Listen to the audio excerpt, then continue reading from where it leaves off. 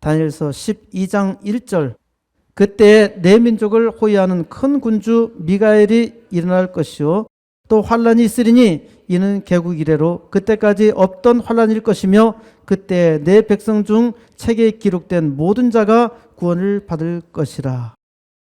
그때 큰 대군 미가엘이 일어날 것이라는 겁니다. 큰 대군 군주 미가엘이라고 했는데 미가엘은 천사장입니다. 미가엘을 영어로 마이클이라고 하는데 이 이름의 뜻은 누가 하나님 같으랴 라는 뜻입니다.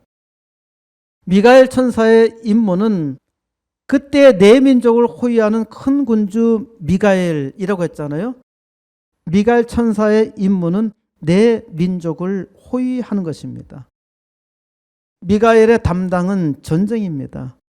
성경에 천사 둘이 나오는데 다른 천사 이름은 가브리엘입니다. 가브리엘은 하나님의 사람이란 뜻입니다. 가브리엘 천사의 임무는 누가복음 1장 19절에 있습니다. 천사가 대답하여 이르되 나는 하나님 앞에 서 있는 가브리엘이라. 이 좋은 소식을 전하여 내게 말하라고 보내심을 받았노라.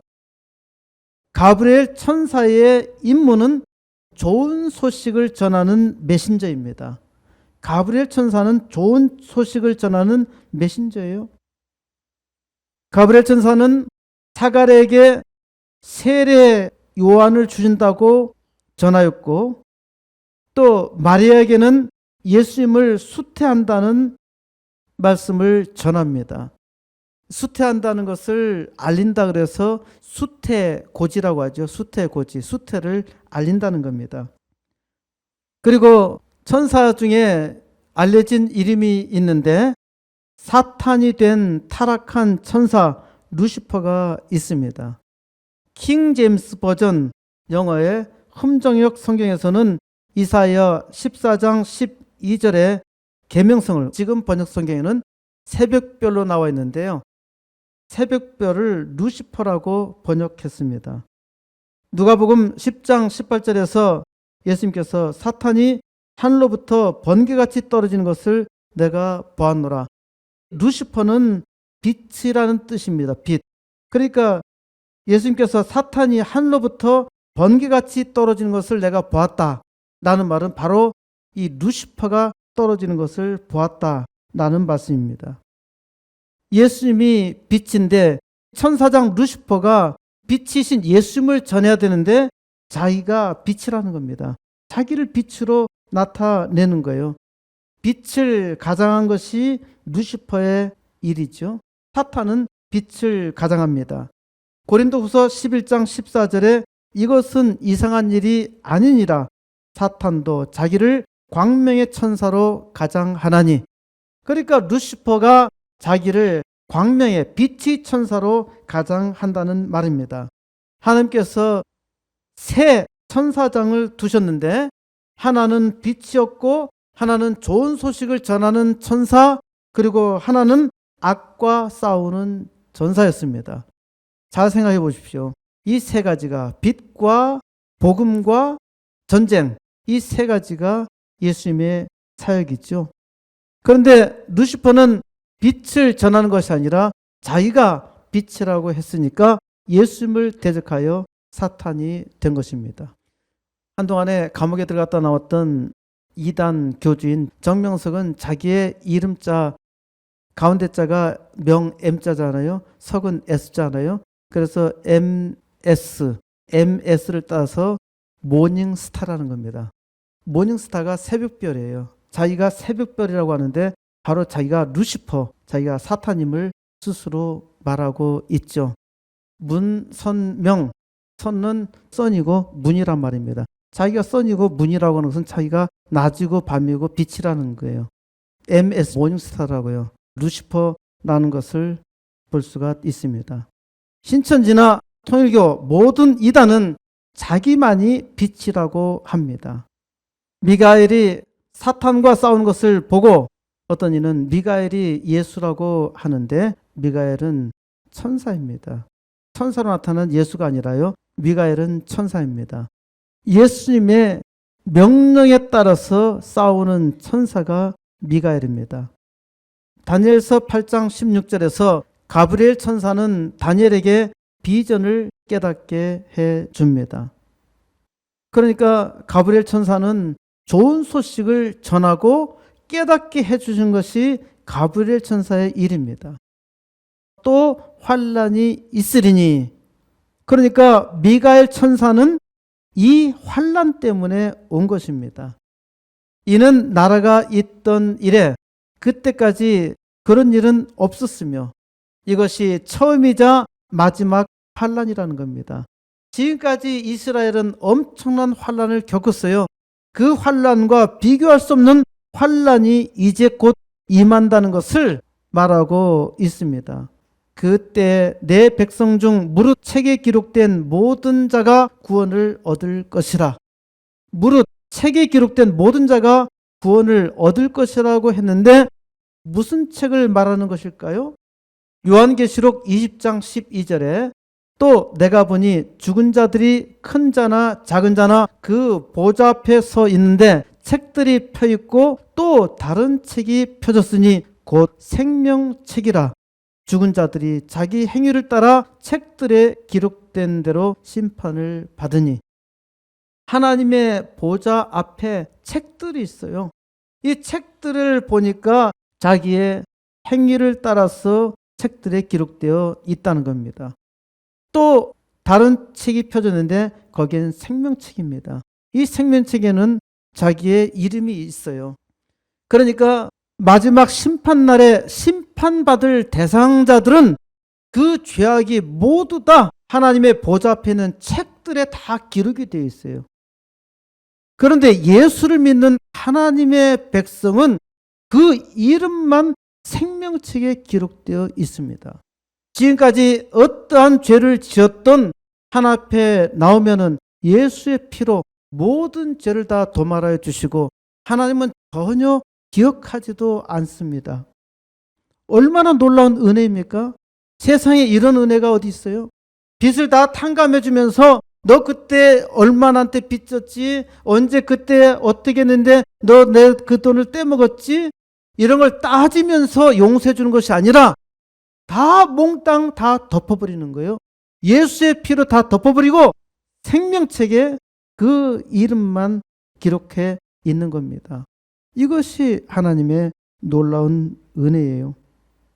요한계시록 20장 15절에 누구든지 생명책에 기록되지 못한 자는 불못에 던져지리라.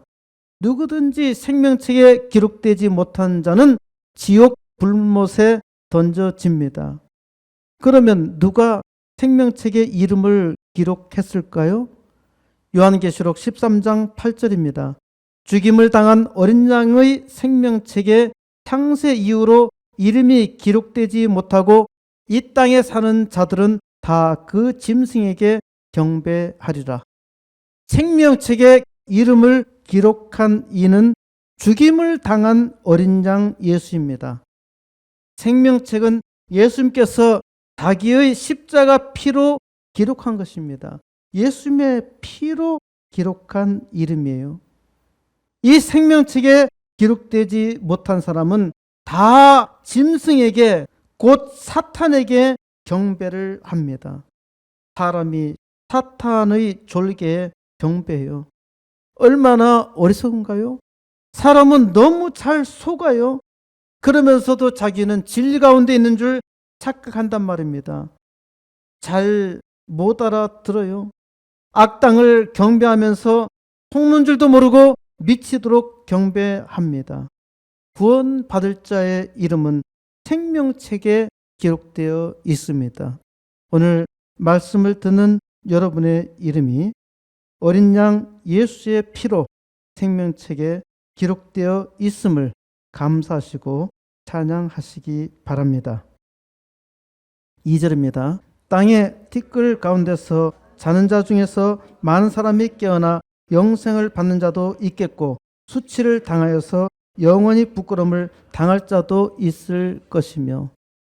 땅의 티끌에서 자는 자 중이라고 했지요. 이것은 사람이 죽어서 무덤에 묻혀 다 썩고 썩어서 흙이 되고 보이지도 않냐는 티끌로 된 자를 말합니다. 많은 사람이 깨어나 모든 죽은 사람은 반드시 깨어납니다. 사람은 영원히 죽지 않기 때문입니다. 사람은 영원히 죽지 않는다는 것을 본성적으로 알고 있어요. 그래서 세상 만물 중에서 자기 사후의 세계에 대해서 염려하고 걱정하는 존재는 사람밖에 없습니다. 원숭이가 제사를 드리던가요? 자기의 시체를 나중에 살아날 것이라고 기대하고 있나요? 어떤 똑똑한 짐승도 자기가 다시 살 것이라고 생각하는 짐승은 없습니다. 그러나 사람은 저 원시 사회에 살든지 문명이 최고도로 발달되어 있든지 사람은 사후의 세계가 있다는 것을 믿습니다. 영원히 산다는 것을 믿어요. 그리고 보세요. 그렇게 똑똑하다고 하는 사람도 이단 괴수 미치도록 쫓아다니고 따라다녀. 어떻게 그런 일이 있을 수 있는지 상상할 수 있나요? 이게 사람의 일이 아닙니다. 루시퍼의 작용입니다. 사탄이 미혹하는 거예요. 그러니까 절대 속으면은 안 됩니다. 사람은 영원히 죽지 않아요. 다만 어떤 이는 영원한 생명에 있고 어떤 이는 수치와 영원한 멸시에 있을 것입니다. 마태복음 25장 46절 그들은 영벌에 의인들은 영생에 들어가리라. 그러니까 예수 믿지 아니하는 자는 영벌에, 예수를 믿는 의인들은 영생에 들어갑니다. 예수 믿는 자는 천국, 믿지 아니하는 자는 지옥입니다. 요한복음 14장 6절입니다. 예수께서 이르시되 내가 곧 길이요 진리요 생명이니 나로 말미암지 않고는 아버지께로 올 자가 없느니라. 예수님만이 오직 구원의 길입니다. 예수님만이 참된 진리예요. 예수님만이 영원한 생명입니다. 예수님으로 말미암지 않고는 아버지 하나님께로 올 자가 없다는 겁니다. 사도행전 4장 12절에 다른 이로서는 구원을 받을 수 없나니 천하 사람 중에 구원을 받을 만한 다른 이름을 우리에게 주신 일이 없음이라 하였더라. 천하에 예수 외에 다른 이름은 없습니다. 천하의 구원은 오직 예수입니다. 누가 있다고 말하면은 속지 마세요. 그것은 분명히 사탄의 속임수입니다. 다니엘서 12장 3절입니다. 지혜 있는 자는 궁창의 빛과 같이 빛날 것이요 많은 사람을 옳은 대로 돌아오게 한 자는 별과 같이 영원토록 빛나리라. 영원히 빛나는 사람은 둘입니다. 첫째는 지혜 있는 자가 영원히 빛납니다. 지혜 있는 자가 어떤 자입니까? 지혜 있는 자는 하나님을 알아야 합니다. 단지 하나님을 안다고 지혜 있는 자가 아닙니다. 하나님의 뜻을 행하는 자예요. 하나님을 알지 못하는 자는 지혜가 있는 것처럼 보이지만은 가짜 지혜예요. 지혜가 없어요. 하나님이 없다고 말하는데 그건 지혜가 아니에요. 하나님이 계시는데 없다고 얘기하니까 가짜지요. 지혜 있는 자는 놀라운 일을 합니다. 그래서 지혜 있는 자는 궁창의 빛과 같이 영원히 빛납니다. 두 번째 영원히 빛나는 사람은 많은 사람을 옳은 대로 돌아오게 한 자입니다. 많은 사람을 옳은 대로 돌아오게 한 자는 별과 같이 영원히 빛납니다. 옳은 대로 돌아오게 한 자는 하나님께로 돌아오게 한 자를 말하지요. 이것은 전도를 말합니다. 전도한 자는 별과 같이 영원히 빛납니다. 비유로 말하자면은 한 명을 전도하면은 밤하늘에 별이 한 개 있지요. 10사람을 전도하면은 밤하늘에 별이 10개인 겁니다. 수억의 사람을 전도하면은 밤하늘에 별로 가득 차서 세상이, 어두운 세상이 밝아져요. 하나도 전도하지 않으면은 하늘이 캄캄합니다. 전도하시기 바랍니다. 성도라면은 적어도 한 명은 평생에 반드시 전도해야 합니다. 4절 다니엘아 마지막 때까지 이 말을 간수하고 이 말을 봉함하라. 많은 사람이 빨리 왕래하며 지식이 더하리라. 다니엘아, 마지막 때까지 이 말을 간수하고 이 말을 봉함하라. 다니엘이 받은 비전은 놀랍습니다. 왜 이 말을 숨겨두라고 했을까요? 왜 봉함하라고 했을까요? 마지막까지 증거로 남아 있어야 합니다. 하나님께서 증거로 보이신 것을 말씀 중에도 소개했습니다마는 요한계시록에도요, 다니엘과 같은 비전을 말하고 있습니다. 자, 언제까지 이 글이 봉함됩니까? 많은 사람이 빨리 왕래하며 지식이 더하리라. 지금 이러한 세상이 되었잖아요. 사람들이 얼마나 빨리 왕래합니까? 옛날에는 부산에서 서울 가는데 보름이 걸렸어요. 말이 빨리 달려도 3일은 걸려야 했습니다. 지금 잘 닦아놓은 도를 따라가면은 하루만이도 가죠. 그런데 옛날에는 산을 올라갔다 내려갔다가 길이 얼마나 나쁩니까? 빨리 가도 3일은 걸렸단 말입니다. 지금 얼마 걸립니까? 2시간 40분? 비행기를 안 타시네? 1시간이면 가잖아요. 그것도 올라갔다 내려갔다 하는데 시간 걸리죠. 실은 20분 정도면 간다고요. 지금은 탄환 열차를 만들겠다는 겁니다. 지상에서 700km 달리는 기차를 만들 뿐만 아니라 지금은 터널을 진공 상태로 만들어 가지고요, 여기에서 쏘면은 서울까지 10분이면 가도록 하는 거. 뉴욕까지 1시간 만에 달리는 기차를 만들겠다는 거예요. 이루어질 수도 있어요. 사람들의 왕래가 엄청나게 빨라졌지요. 지식이 얼마나 빠르게 늘어납니까? 20세기까지 나온 모든 지식이 지금은요, 인류가 쌓았던 모든 지식을 망라하는 것이 단 1년 만에 나오는 그런 세상이 되어버렸어요. 엄청나죠? 지식사회에 살고 있지만은 우리는 지식의 홍수 속에 지식이 없어요. 지식이 많아졌을 뿐입니다. 지식이 많다 그래서 다 내 거 아니잖아요. 스마트폰만 똑똑해졌을 뿐입니다. 사람들은 갈수록 멍청해지죠. 5절, 나 다니엘이 본즉 다른 두 사람이 있어 하나는 강 이쪽 언덕에 섰고 하나는 강 저쪽 언덕에 섰더니. 6절, 그 중에 하나가 세마포 옷을 입은 자 곧 강물 위쪽에 있는 자에게 이르되 이 놀라운 일의 끝이 어느 때까지냐 하더라.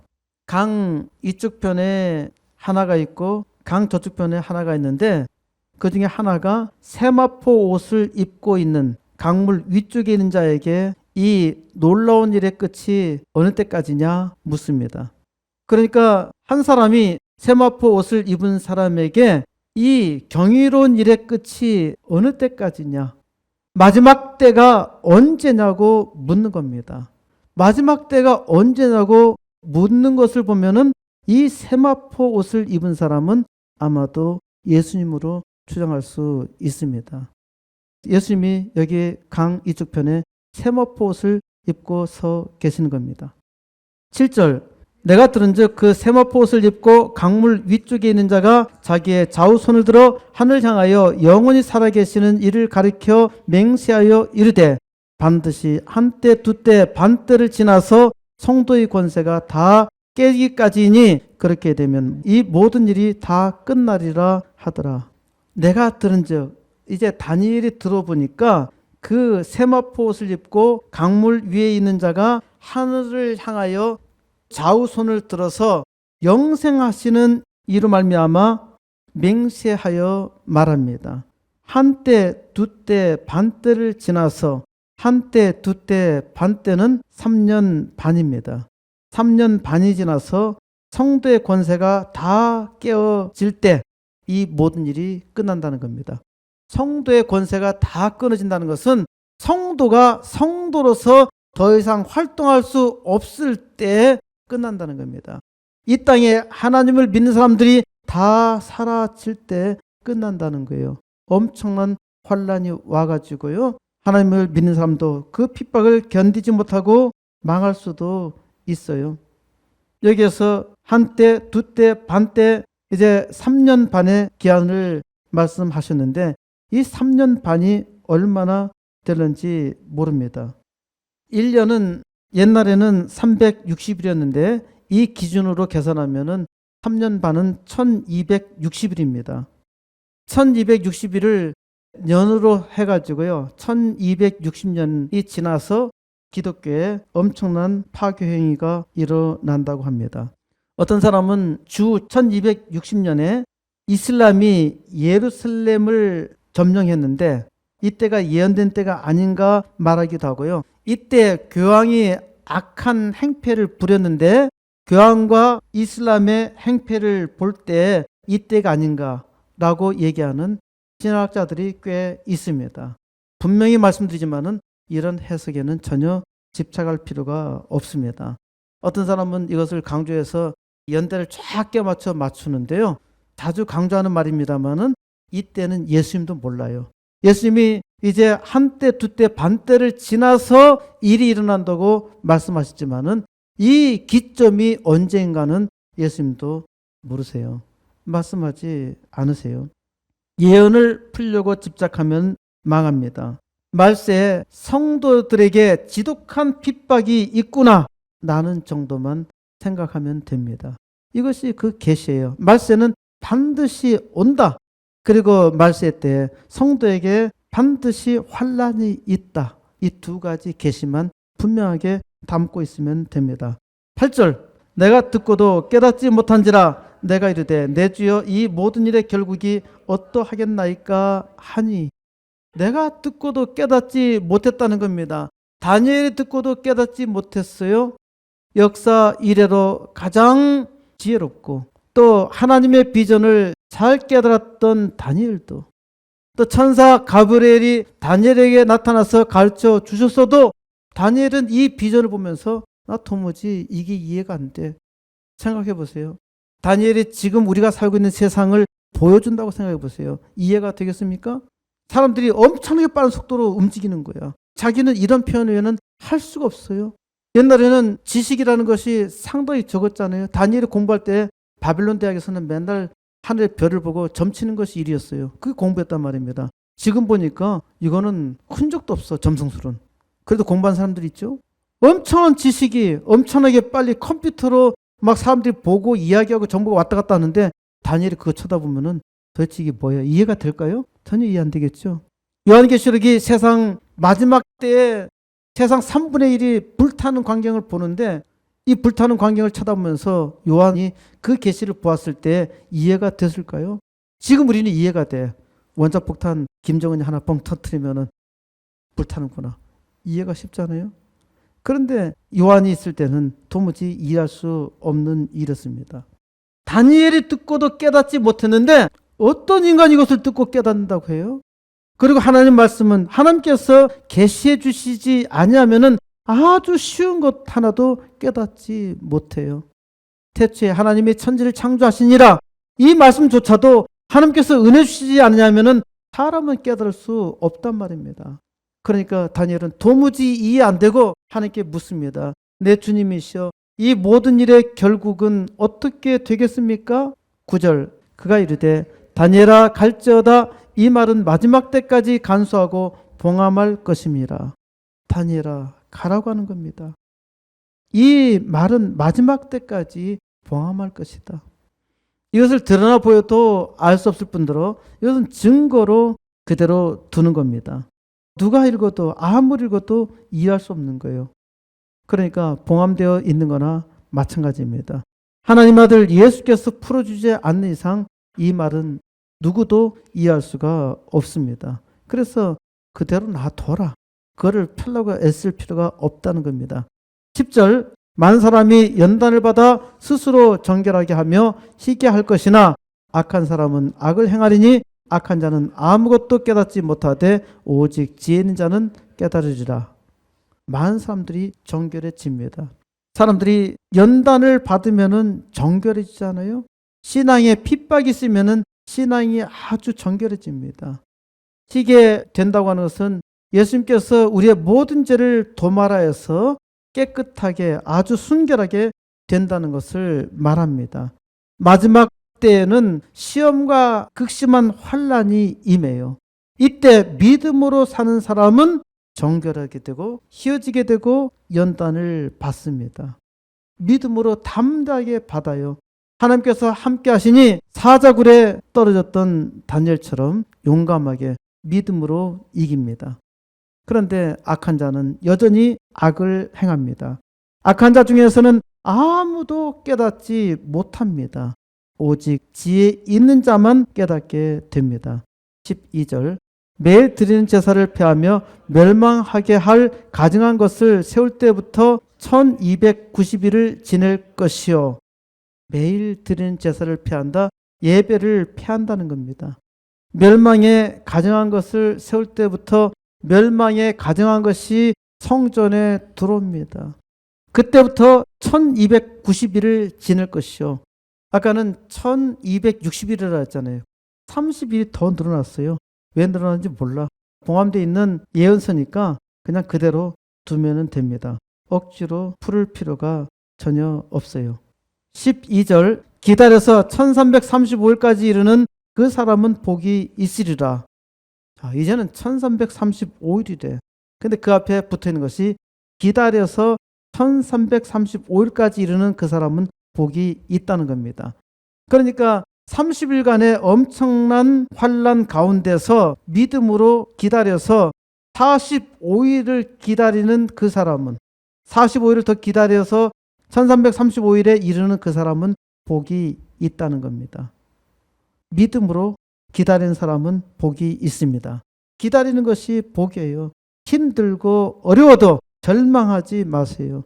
우리가 살아있는 동안에 이런 환난이 올지도 모릅니다. 어떤 환난이 온다 하더라도 두려워하지 말고 하나님만 믿으세요. 믿음이 이깁니다. 믿음은 어떤 환난도 이깁니다. 환난이 언제 끝나느냐를 아는 것이 중요한 것이 아니라 기다려야 한다는 것이 중요합니다. 환난이 임했어요. 이 환난이 언제 끝날까? 그걸 생각하면 고통스러워요. 그러나 믿음으로 살면 행복합니다. 기쁨이 있어요.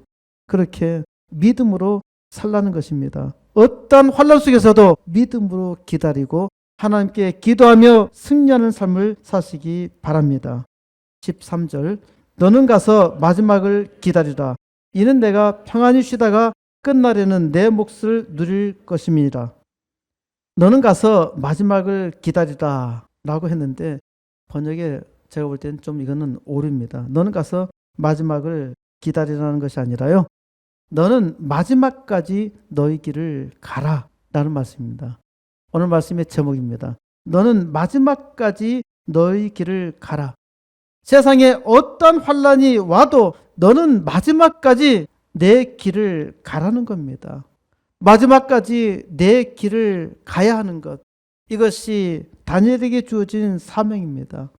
이제 하나님의 축복으로 다니엘이 페르시아 제국의 총독으로 일하고 있는데 자기는 편하게 끝까지 지낼 수 있죠. 아무런 고통과 어려움도 없습니다.